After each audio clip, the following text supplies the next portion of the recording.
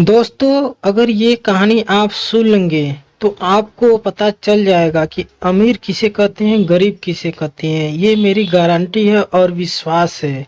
तो चलिए इस कहानी को हम सुनते हैं। एक आदमी था, बहुत ही दिन और फटेहाल चेहरे पर हवाइयां उड़ रही थी। उसे हैरान देखकर किसी दूसरे आदमी ने पूछा, क्यों भाई, क्या बात है, इतने परेशान क्यों दिखाई दे रहे हो? वह बोला, बात यह है कि मैं बहुत ही गरीब हूँ, मेरे पास कुछ भी नहीं है। कुछ भी नहीं है? दूसरे ने अचरज से कहा, तुम सच नहीं बोल रहे हो?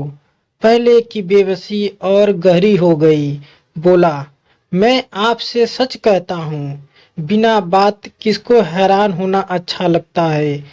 ठीक, तो तुम एक काम करो, तुम्हारे पास दो कान हैं, एक कान काट कर मुझे दें। दो, मैं तुम्हें 1,000 रुपया दे दूंगा। बोलो, तैयार हो?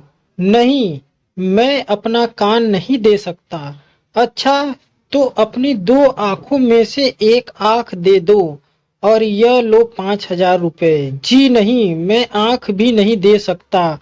तो लाओ एक हाथ दे दो और यह लो 10,000 रुपये। जी नहीं, यह भी नहीं होने का।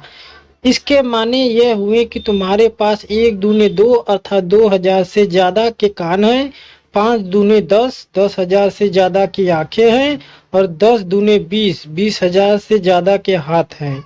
मैं और चीजों को छोड़े देता हूँ, सिर्फ कान, आंख और हाथ ही तुम्हारे दो। 10 और 20 यानी 32,000 से ज्यादा के हो गए। तो बताओ पूरा शरीर कितने का होगा? पहला चुप। अब शायद उसके पास बोलने के लिए शब्द नहीं थे।